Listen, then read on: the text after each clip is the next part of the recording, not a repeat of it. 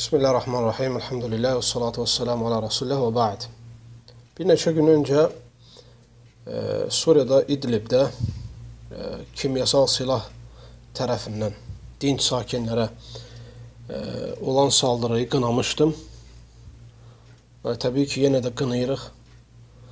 Bu cinayət, soyqırım və zülmdür. Və oradakı müsəlmanların da bu zülmlərdən xilas olunması üçün, yaralıların şəfa tapması üçün Allah Azza və Cəllədən rica edirik. Allah Azza və Cəllə biz yalvarırıq ki, Allah oradakı əsirləri xilas eləsin və yaşlıları, uşaqları Allah Azza və Cəllə hifz eləsin və bəşərin və onun köməkçilərinin zülmündən Allah oradakı məsum insanları qorusun və xəstələrə şəfa versin. Bu bizim təmənnimizdir. Bütün İslam aləmində, hər yerdə məzlum, zülmə düçar olan müsəlmanlara Allah Azza və Cəllə kömək olsun, kömək eləsin. Bu birinci məsələ. Bu söhbəti eləyərkən qardaşlardan dua rica eləyərkən ki, oradakı olan hadisələrə görə, müsəlmanların düşdükləri bu zülmə görə dua etsinlər.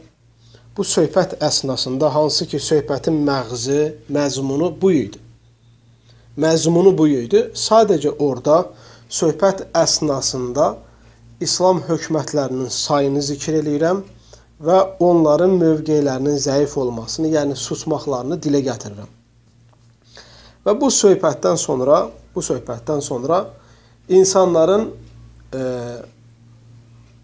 qardaşı müsəlmanların, ümumiyyətlə, belə deyək, məni tanıyanların mövqeyi iki qismə bölündüyünü gördüm.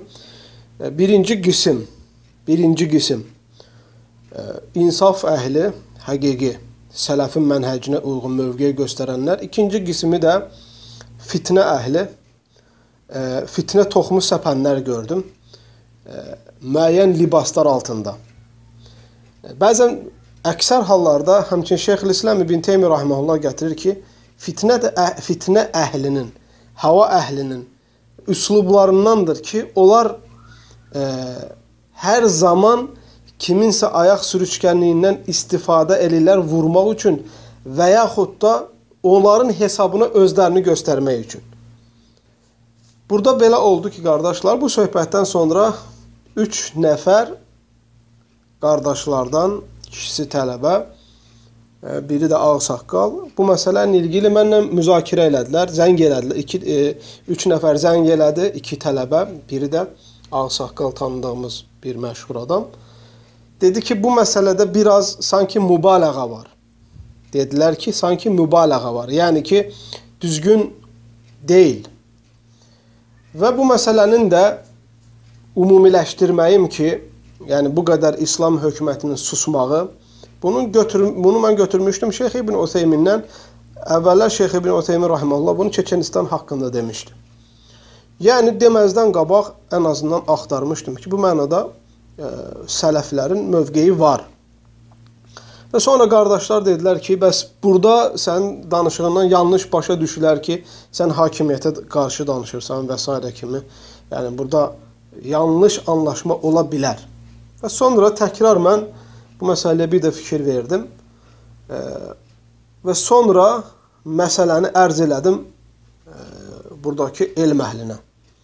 Olduğu kimi məsələni oturdum, ərz elədim. Dedilər ki, ümumiyyətlə, madəm ki, burada yanlış fəhim var, halbuki burada söhbət hakimiyyətdən getmirdi. Burada söhbətin məğzi, nədən danışırdım, nə demək istəyirdim, hamısı ortadaydı.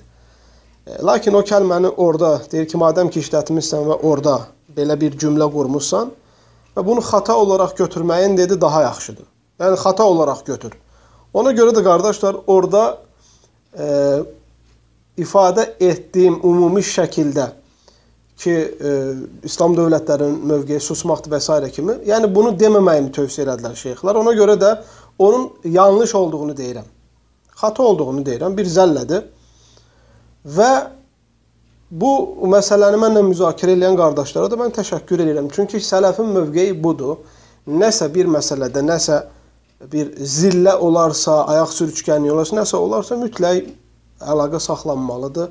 Bu məsələ elmi şəkildə müzakirə olunmalıdır və gözəl üslub şəkildə həll olmalıdır. Amma fitnə əhli kimi sözü götürüb, bayraq eləyib, üstə də falçılar kimi birinin üstə 90-ını artırıb, şişirdib, ağız, göz, qaş oynada belə istehza mənasında danışmaq, bunların heç biri ümumiyyətlə səmimi olan insanların dəvəti düşünən və yaxud da sələfi əqidəsini mənimsəyən insanların sifəti deyil bunlar. Bunu da işarə eləmək istəyirəm. Qısa olaraq qardaşlar, o kəslər ki, bu şeydən, üslubdan istifadə edib, oyun oynamaq istəyirlər və yaxud da siyasi istismar eləmək istəyirlər ki, özlərini yaxşı göstərsinlər. Bunlar yanılırlar. Ona görə yanılırlar ki, heç bir insan əslində masum deyil. Kiminsə xatasız olduğunu kimsə düşünməsi bu düzgün deyil. Və ayrıca, əlhəmdülillah, hakimlərə qarşı da, İslam hökumətlərinə qarşı da, İslamın bütün əqidə ilə mənhəclə ilgili hər bir məsələyə də təfsilatı ilə mövqeyimiz bəllidir. Xuruca, müzaharatlara və yaxud da hakimlərə qarşı və yaxud da